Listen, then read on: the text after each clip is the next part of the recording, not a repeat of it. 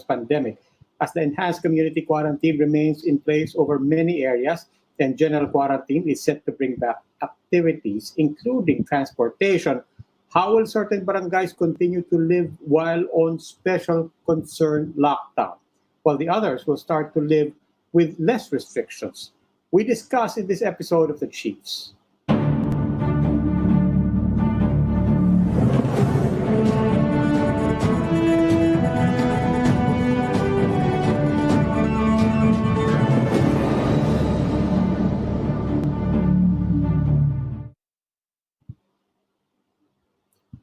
Welcome to this special edition of the Chiefs. With me right now is Ami Pamintuan of the Philippine Star. Ami. Good evening. Ano? Good evening. Tulot-tulot tayo. Nasa Maynila ka, nasa Quezon City ako. Mukhang tayong dalawa lang muna ngayon. Oo nga, tayo lang muna. Na special concern yata yung dalawa eh. Magpapabalik din tayo sa tighter quarantine. Hindi na pwedeng balik. ECQ na tayo. May 37 provinces na nagpabalik ng back to ECQ, although modified din sila. GCQ pala, modified. GCQ, pahaba yung mga acronym natin. At saka parami ng parami, hindi lang pahaba. I mean, ito yung special concern. For example, I'm in Barangay Colyat. Malapit siya sa Tandasora. We're in Barangay Colyat dito sa Quezon City. We are a special concern. But it doesn't refer to the entire barangay. As far as I understand it, it refers to specific areas. But that's exactly the point, di ba? Parami yung mga terms, and bawat term, hindi natin alam kung ano talaga yung definition. Anong pagkakaiba niya sa hard lockdown? Ewan ko. Pagkakaintindi ko, we also saw some releases ostensibly from the Quezon City government. Ang pagkakaintindi ko, special concern is also very, very specific. It's targeted towards particular, it could be a street, it could be a sitio, it could be a subdivision, it could be a particular area within your barangay. Meaning, mas maliit siya sa barangay pala. Gano'n. Diba? So, hindi ka lalabas ng bahay mo. Hindi ka rin makakalabas ng bahay mo. Pero, ewan ko, don't take it from me, di ba? Parang etong mga conversations natin with various officials, tuloy-tuloy ang tinitingnan natin. And kahapon, I think, when we were talking to General Debolsinas, yan din yung sinasabi nila. It will allow them, special concern and targeted quarantines will allow them to focus manpower and resources on specific areas din. Siguro yung special concern na ganyan, gusto yan ng mga negosyante, no? That's what they're saying, na isolate the sick instead of isolating the majority of the population, Siguro gusto nila yan. I think they're trying to find, as with everyone, they're trying to find a balance between the very real, still very real public health concerns and at the same time, the need to loosen up a bit and to get some economic activities going. Kasi talaga naman, whether it's the individual or an entire barangay or an entire country, lahat tayo, hindi sa bagot na bagot. Everybody really wants to get back to work and we need to get back to work. Yeah, dun sa mga GCQ areas, nagbalikan na ibang yung tricycle, tuwan-tuwa sila. So yung transport, it's so important to get the enterprises, economic activities going. Well, anyway, speaking of activities, let's get to our discussion on ano ba magiging itsura nito, which is where we started. Anyway, actually, lahat ng palabas natin, lahat ng shows natin, nag-uumpisa. Diba? So, hopefully to help us in this discussion, particularly on the matter of what will transportation look like, what will mobility look like for all of us. Our first guest is Land Transportation Office Chief, Asec Edgar Galvante. Asec Galvante, welcome po to the Chiefs. Thank you very much and good evening to you and to your viewers. Good evening po. Good evening, Asec. Okay, malinaw. Asec, Yes. Malinaw po signal natin. Okay naman. Okay. Asec, as you know, we're all preparing for kung ano man, any change in the ECQ. We won't talk about kailan mangyayari to. We know that's a very difficult question. But when it changes and we start to loosen up, the restrictions and people can move, what should they expect, and what is the LTO preparing for? Actually, for areas which have been declared as general quarantine areas, we've started some resumption of our work, and particularly in the Visayas and Mindanao, and they have already opened up the offices and entertained the people renewing their licenses and registration. But earlier, we have announced that for those whose validity of license or registration will be falling within the quarantine period, they are given up to 60 days upon the lifting of the quarantine for them to renew their license or the registration. So we hope with this, the backlog which has been building up can be eased out a little bit. And if this is not enough, we plan to operate even during Saturdays to accommodate those who would be trooping to our offices to renew their license or their car registration. Okay. But in the meantime, bottom line doon is hanggang i-lift and 60 days beyond the lifting, hindi kailangan mangamba yung mga tao na hindi ako nakapag-renew ng registration. Wala silang babayarang penalties for as long as they comply with that period. But of course, we are enjoining the public will be transacting with us to observe also the protocols on yung social distancing plus the other health tips that they should follow so that we can really stop the spread of this virus. That's why even in our facilities, we'd set up some of this, like for example, disinfecting areas. There are wash basins for them to wash their hands. And we would be requiring that when they come into the facility, they should be all wearing masks at least.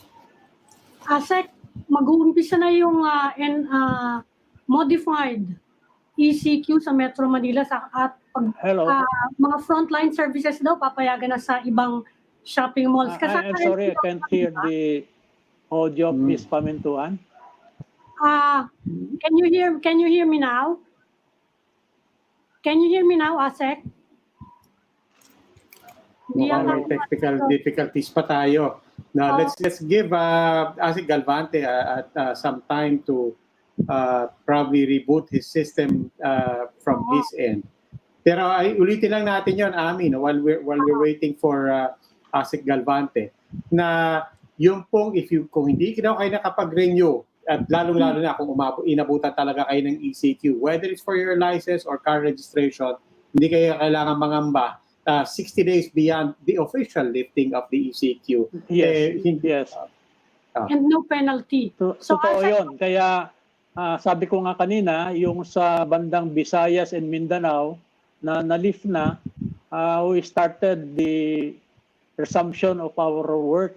In fact, this morning, nag-start na sila, And in Luzon area, probably after the 16th, we'll be resuming the operations also.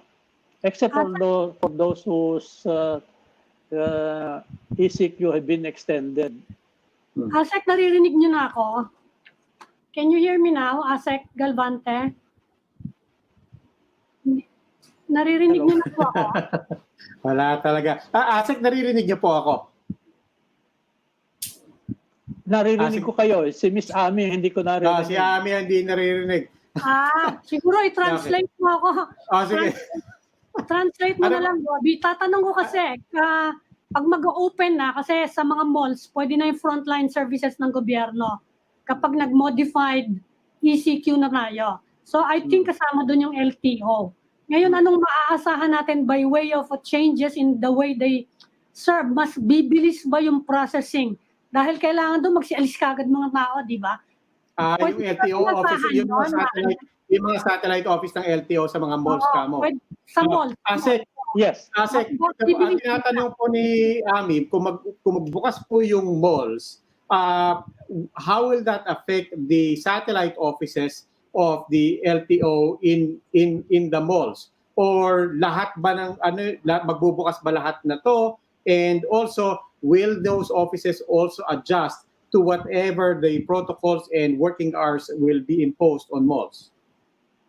Yes, yung mga driver's license renewal offices namin sa mga mall will be operating like our regular offices. If the area has been declared general community quarantine already area, mag-operate na yung aming mga opisina, no? And again, they will be open even up to Saturdays if it's really needed, because we know that nagkaroon ng build-up. But we will be enjoining the public to observe yung protocol na sinasabi, na especially yung social distancing natin, no? Kaya yung aming mga facilities, binigyan na rin namin ng, kumbaga, caution that there should be some monitors to see to it that the people who are transacting business with the LTO would observe these protocols.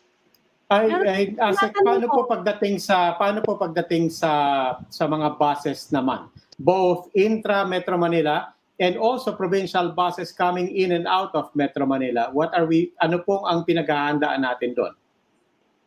Sa ngayon, doon sa lugar na again yung lifted na, no, we are in coordination with LTFRB. Nagtutulong-tulong kami, LTFRB, Highway Patrol, and local government enforcement, traffic enforcement, to see to it that una, yung pinalabas na patakaran dyan is that yung capacity ng bus, no, should only be 50% ang isasakay nila, so that social distancing can be observed inside the buses.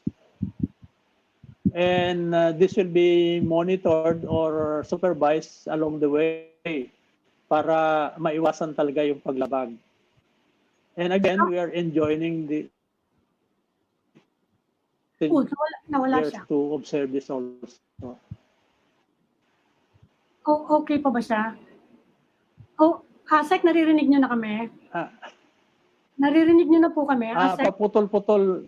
Yes, Ms. Pamintuan, yes. Naririnig niyo na po ako. Kasi sinabi niyo kanina, Yes. you will be working even on Saturdays. Meron ba kami naasahan na mas mabilis na service from the LTO? Kasi kailangan nating bilis-bilisan na magsialis doon sa office, hindi ba? Para iwasan yung yung gathering of more people. May binabalak ba kayo by way of procedures para bumilis yung processing ng mga lisensya, ganon?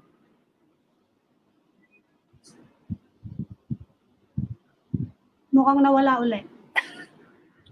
Magta-translate ka ulit, Robby. ikaw, yung feeling ko, Ami, ikaw kailangan kaya yata magpapalit ng lisensya. Talagang mataas ang concern mo dito.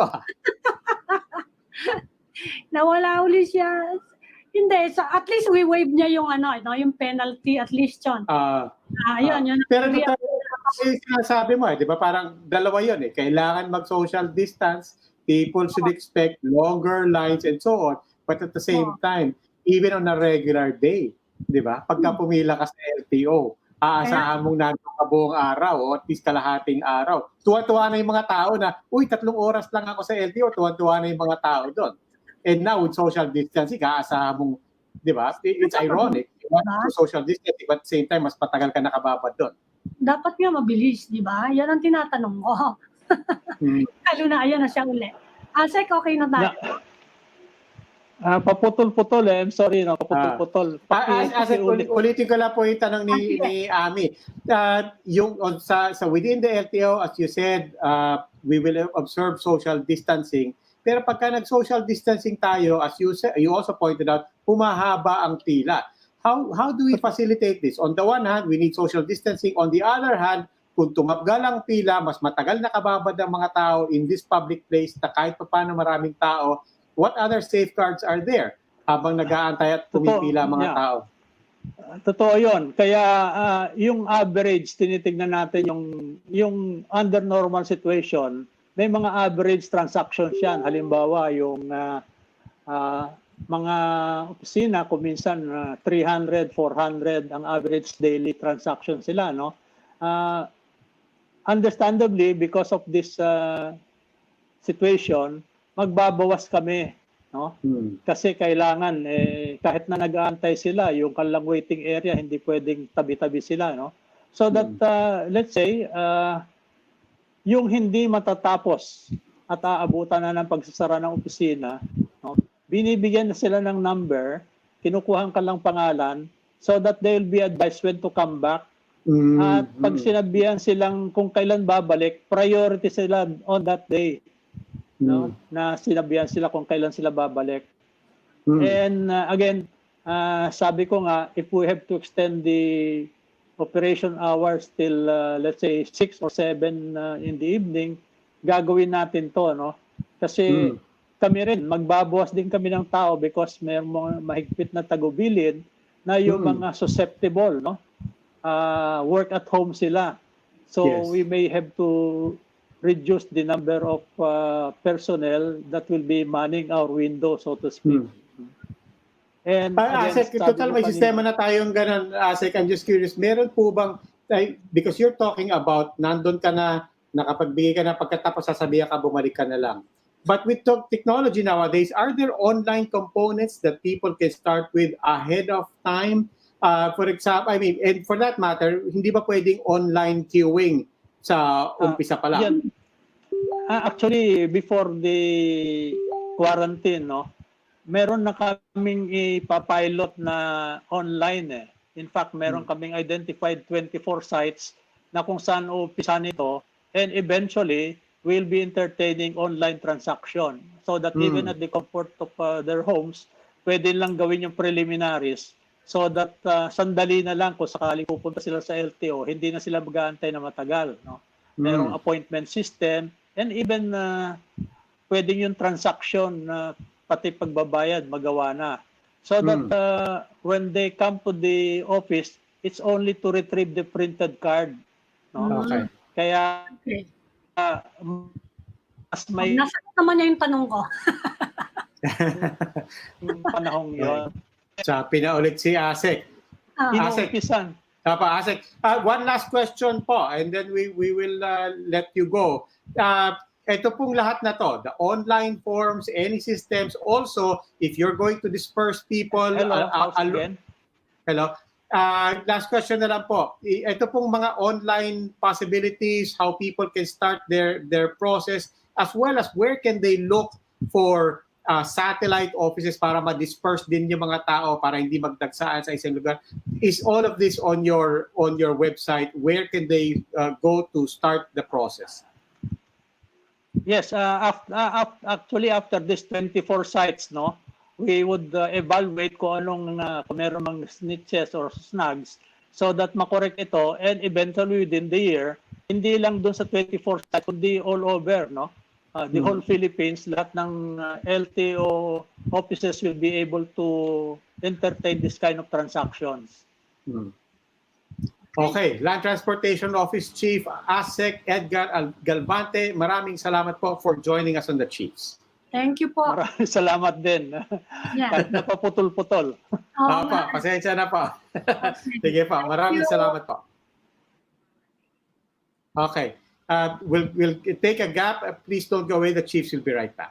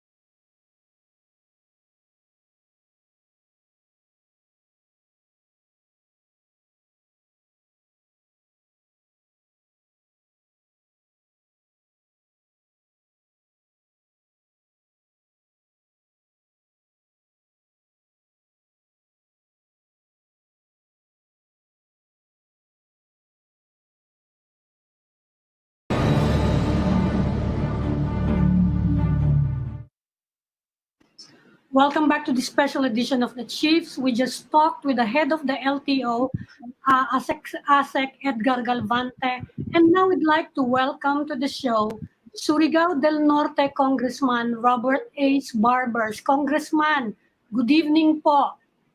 Hi, good evening, Ami. Good evening, Robbie. Good Good evening evening. po. Mukhang nangangailangan na po tayo ng barbero, Congressman.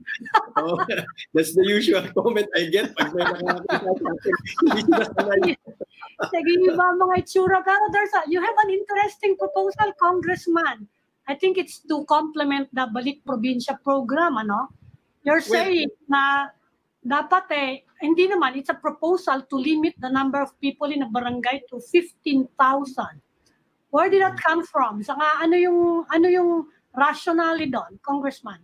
Well, unang-una yung rationale dito, nakita natin that when we experience this pandemic, nakita natin na yung pagbibigay ng ayuda, yung cascading of the ayuda from the national government down to the barangay level, talagang chaotic at sobrang gulo, no? Yung intention ng national government na babigyan ang lahat, it seems that pagdating sa barangay level, medyo hindi maganda yung nagiging sistema o hindi kaya ay dahil sa dami ng populasyon, nade-delay yung pagbibigay ng serbisyo. The point being is that, in times like natural calamities or man-made calamities or national emergencies or health emergencies like this, na-experience natin ngayon sa pandemic, time is very crucial and time is of the essence, ika nga, no? And kapag nag-deliver tayo ng serbisyo sa kababayan natin o sa taong bayan, dapat very timely ito. Otherwise, may kasabihan tayo, aanhin pa natin ang damo kung patay na yung kabayo. No? So these are all the things that we considered, no, in proposing this kind of a bill, yung the new normal Barangay Population Act. Sa pandemic ngayon, nakikita namin kung what is fueling this proposal. Ngayon, of course, like the Balik Probinsya program, ang problema dyan will be the enforcement. Diba? Or let's not say the enforcement, the encouragement of people to move out of barangays. Ano naman yung proposal nyo doon para matuluyan? Kailangan para mahirap lalo na sa Metro Manila. Para sa akin, kailangan gumawa talaga ng isang programa na maiengganyo natin, no? That we can encourage yung people na nag-migrate sa urban areas back to their provinces. Kailangan meron talagang sustainable na programa, kagaya ng trabaho, kailangan ng pabahay. So these things dapat kapag nandyan yan, ready yan sa probinsya, I don't see any reason kung bakit babalik pa sila o magmamigrate pa sa Metro Manila. Siguro the national government must really step in by asking these multinational companies or maybe manufacturing companies to set up their shops outside of Metro Manila. And maybe national government giving them incentives for doing such. So isa yan sa natin. But Congressman, the proposal to have a cap, and to basically the proposal to have some ideal number for a barangay which is more manageable, more efficient. Is it yung mga problema na nakikita natin ngayon at nagsulputan under the ECQ sa pagbigay ng ayuda, was it a function of number? Or was it just a function of competence? Because some people will say, hindi, pagalingan lang yan. Merong mga barangay, I'm sure, na libo-libo, hundreds of thousands, but they're able to cope. They apply technology, they're innovative, hindi cash ang bigayan, and you've seen this in very many barangays. Is it a function of numbers? Well, unang-una, we cannot discount the fact that competence plays a very crucial role dito. But I guess, if we cannot kasi choose wala tayong qualifications na dapat magaling yung barangay captain. As long as you are elected as the barangay chairman, we have to live with that. If you are incompetent, then you're given a situation like this na dapat mo magbigay, kailangan meron kang sistema. Pero kung wala kang competence, napakahirap para isa-isang kagaya ng ganon na magpatupad ng isang ganitong klaseng programa. I guess number also plays a major role here, a very crucial role. Why? If the number is so big na hirap na nga because incompetent yung kapitan, and yet ang laki pa nung kanyang nasasakupang area, so mukhang mas madali siguro naliitan ito so that it will become manageable at siguro mas magiging madali and efficient yung pagde-deliver ng servisyo down to the barangay constituents. So That's one hope. But I pardon me for being cynical about this. But the other possibility is dadami lang yung may elect natin na incompetent. Well, ganito lang, Rob, kasi yung idea ko dito is that you limit the local government code imposes only or stipulates only the minimum number of inhabitants or population per barangay. Dun sa mga barangays, dapat minimum 2,000. Sa highly urbanized barangays or metropolitan barangays, dapat minimum ay 5,000. So walang maximum na siniset. That's why that explains bakit merong disparity. Merong barangay na 100,000 ang inhabitants, merong barangay naman na 10,000 lang, meron naman barangay as far as the barangays in my district, merong 300, 500 people lang. No? So to address the disparity, I guess we better put a maximum in the law. Number one.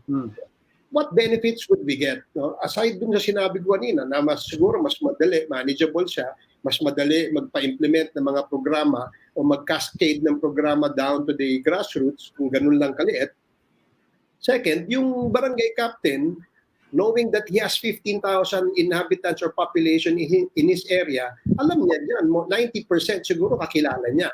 And kapag kakilala niya yan, it will address the issue of peace and order. Halimbawa, don't tell me that a barangay captain managing a 15,000 population does not know kung merong shabu laboratory o hindi kaya merong apartment na ginagamit na headquarters ng ISIS o Abu Sayyaf and then gumagawa ng bomba. So yung issue ng peace and order pwedeng ma-address. Doon naman sa datos or sa data gathering, for instance, itong nangyari ngayon sa atin, the data that we used as basis for the SAP is the 2015 census. Now, if you have a barangay, a smaller barangay, 15,000, you can do a census. The barangay officials can do a census in a period of 2-3 months. Kaya na nila yun. And then they can submit that to the PSA or to the national offices so that ma-update yung ating mga datos dyan sa down to the barangay level. Third, syempre, yung distribution ng resources at saka mga proyekto. Marami kasing... Bakit 15,000? Where did you get the 15,000? Meron bang mathematical reason yan? Meron bang kalkulasyon yan or demographic reason? Wala namang scientific reason why I pegged it at 15,000. It's just that I thought that 15,000 being a maximum number of population in a barangay is a manageable level. But I don't mind if some of my colleagues will propose later on to increase it a little. Pero dapat manageable pa rin. Congressman, konektado lang po doon sa tanong ni Ami. Sa kategorya pa rin ng math. Kung 15,000 yung have you done the calculation of ilang barangay ang iaanak nito? Ilan ang madadagdag na barangay at ilan ang madadagdag na kapitan, mga tanod and so on? Yes, we're still doing that, Robbie, kasi we just found out, I personally found out na dito pala sa atin sa Quezon City and sa Manila, there are barangays na isang kanto lang, ibang barangay na eh. So I'm trying to get all this data. In fact, I'm coordinating closely. I've asked my staff to coordinate closely with the Office of the Barangay Affairs sa DILG to get all this data. And then later on, when we discuss the bill, maybe we can ask for a presentation of the DILG so that from there, we will pick it up kung anong pwede naming mapagdesisyonan. The only reason why I pegged it at 15,000 is I believe that 15,000 is still a manageable number when it comes to a barangay captain managing his own area. Nabanggit nyo na yung barangay captain, mga politiko yan. There's one major reason pumupunta rito yung mga taga-probinsya, which is livelihood. There's another reason kung bakit they can remain, which is politics. Alam naman natin yung mga local politician, pinababayaan sila even if they go to informal settlements Dahil vote rich yan, they have the power of the vote. Ngayon, kapag pinasa nyo yung ano nyo, you will need to deal with all these politicians. They will be tasked to enforce that kung sakasakali. How do you plan to deal with this? Do you think you will get the cooperation of local government executives? Well, honestly, Ami, Robbie, I don't know what the local chief executives think about this particular proposal, no? Kasi I haven't really gone to talking or discussing this with them. I just filed this bill last Monday because I noticed and I saw in the media na in spite of this 3 weeks, 4 weeks, 6 weeks nating lockdown and nagbibigay tayo continuously ng ating mga ayuda sa mga tao, ang dami pa ring reklamo. So, nakita ko personally that the problem is one, yung sistema doon sa pagbibigay. Tama yung sinabi ni Robbie kanina, perhaps yung competence nung opisyal, no? Isa dyan has a big factor here. Second, yung laki. Imagine giving say 5,000 pesos to all your constituents, no? Say in a barangay with 100,000 constituents. It's a nightmare. It's chaotic. Definitely there has to be that something has to be done, and the only idea that I thought of is just lowering it down. That's why I researched, I looked at the law, the local government code. Nakita ko na kaya pala ganito yung disparity ng mga barangays, kasi wala pala tayong maximum number of inhabitants stipulated in the law. So I guess it will probably address itong ganitong klaseng problema. Congressman, sundutin ko lang yung intriga ni Ami tungkol sa politics na mangyayari diyan, because inevitably it will gerrymander your municipalities, your cities. You're asking mayors and for that matter congressmen to vote against self-interest. If you're an incumbent and alam mo na kung sino yung mga inasahan mo ng mga barangay captain to deliver your votes, and let's be honest here, we're all very conscious of 2022, di ba? The politicians are thinking, why would I risk breaking up the machinery na inalagaan ko and gerrymander my district and my barangays for an unknown result?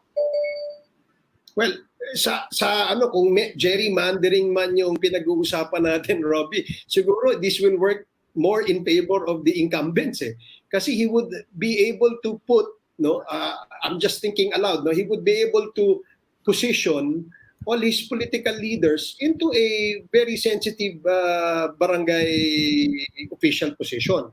So kung gerrymandering. But I'm just, going beyond the konsepto ng politika o yung konteksto ng politika, because yung objective talaga is talagang paano i-manage yung population na malaki vis-a-vis paano i-manage yung population na maliit kung meron tayong mga programa o proyekto o mga ayuda na manggagaling sa national government.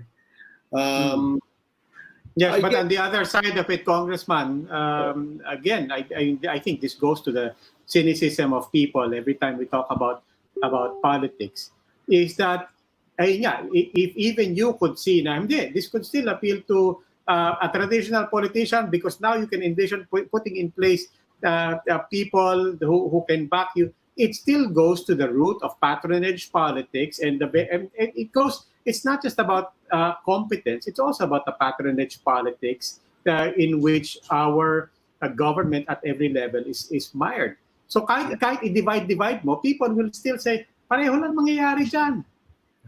Well, siguro ang isa sa magandang mangyari dito while we're talking about this bill, siguro ayusin na rin natin kung paano natin o sino yung dapat ma-elect, lagyan ng qualifications to professionalize the whole barangay system. Kasi ngayon, ang ating mga barangay officials ay hindi po sila, though they are called public servants, they are not employees of government because they only get honorariums base sa kanilang mga ira sa kanilang barangay.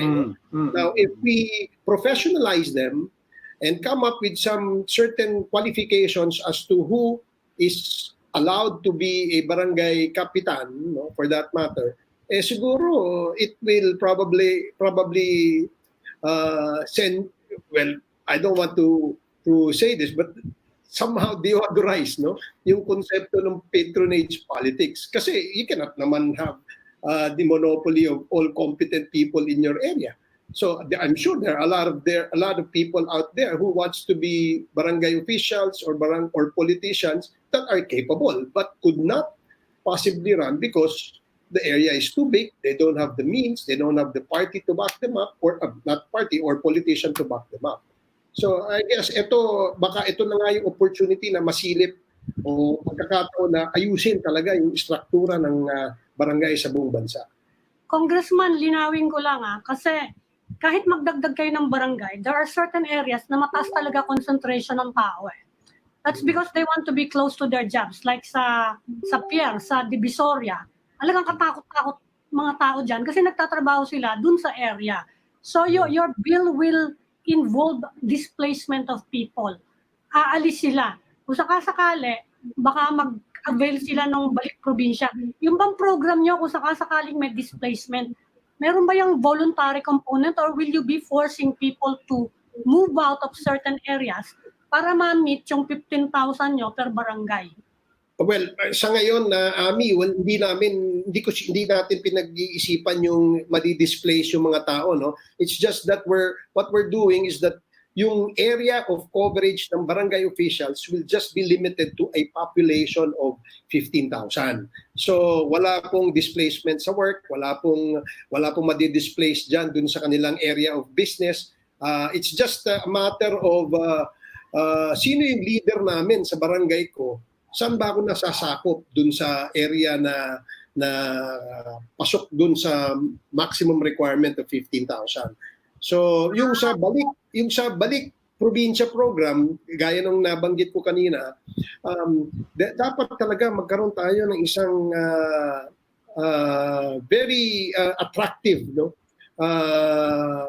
invitation to those who migrated here, who can go back to their provinces in Mindanao or in Visayas and set up their own perhaps business or work there. Dapat national government should come in and put up, maybe incentivize all these companies that can set up their shops in the countryside. So hindi congestion program pala tong proposal nyo? Ibig nyo sabihin kung merong informal settlement na napaka-congested, hindi sila i-disperse, kundi magdadagdag kayo ng barangay and barangay officials, ganun ba yun? Hindi sila i-disperse. Yeah, hindi sila madi-disperse, hindi sila madi-displace. Ang mangyayari lamang dito, mag-iiba yung address, no? For example, a barangay with 150 inhabitants, kung 15,000 ang magiging batas, so that will isang barangay magiging 10 barangay.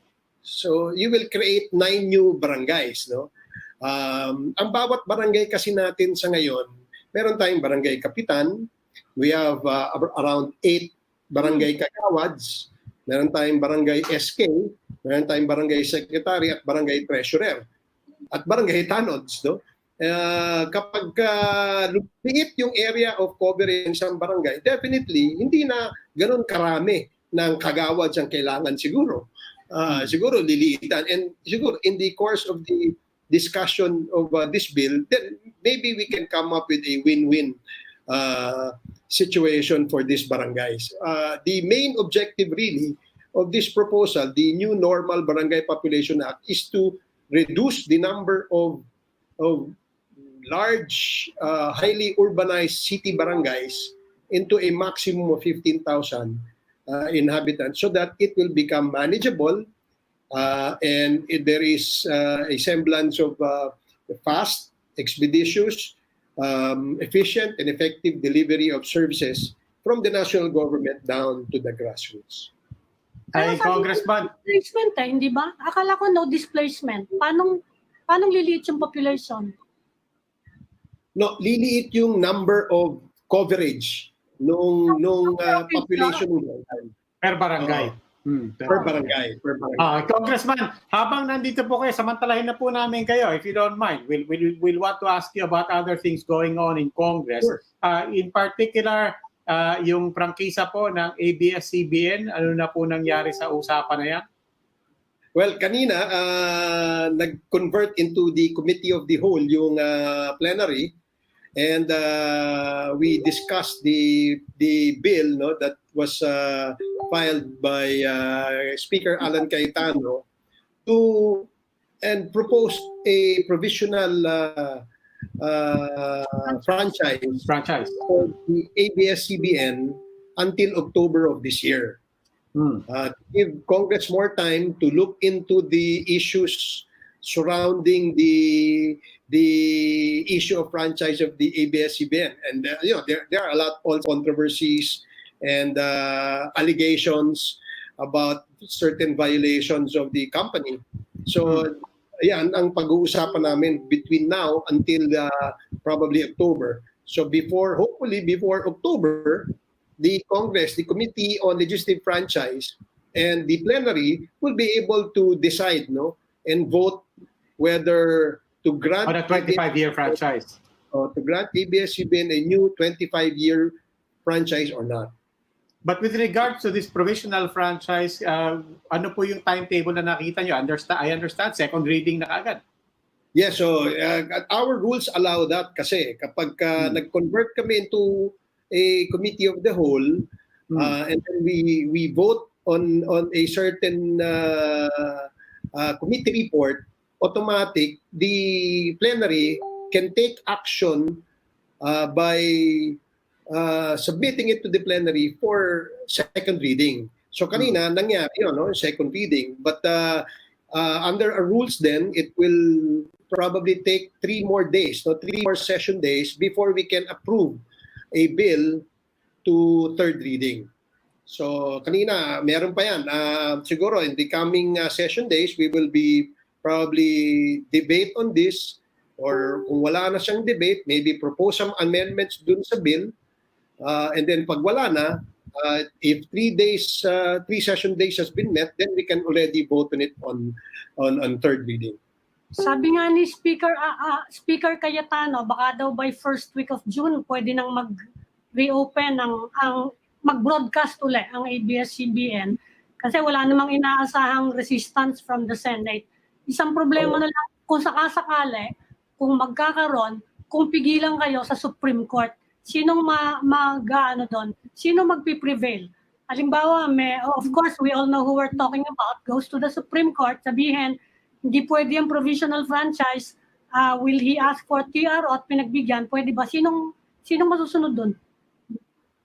Well, ako, this is that's a legal issue, Ami, but in my personal opinion, no, nasa mandato ho ng Kongreso ang pagpapasa, no, ng prangkisa, no, whether this is a 25-year full franchise or a provisional franchise.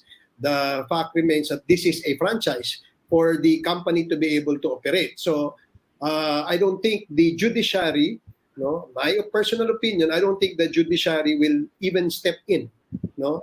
Perhaps kung merong umakyat sa Supreme Court, baka desisyonan agad, or maybe baka ma-dismiss kaagad yung petition na yun sa Supreme Court. I have really no idea, Ami.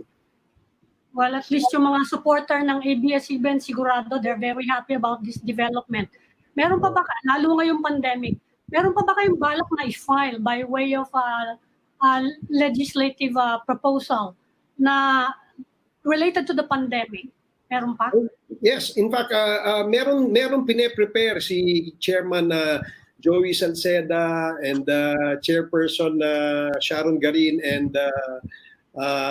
Congresswoman Stella Kimbo, yung ating Philippine Economic Stimulus Act, or yung PESA, no. We probably will start deliberating on that next week, no. And hopefully we can pass this. Ito po yung mga tulong, no, sa gagawin ng national government para po sa ating pang-ekonomiyang suporta. Okay, we'll watch out for that.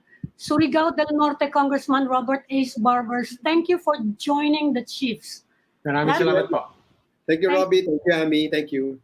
Thank you. That will be all for this edition of the Chiefs. We hope what was discussed here will keep the conversation going. I'm Ami Pamintuan of the Philippine Star. And I'm Robbie Alampay. We are One News.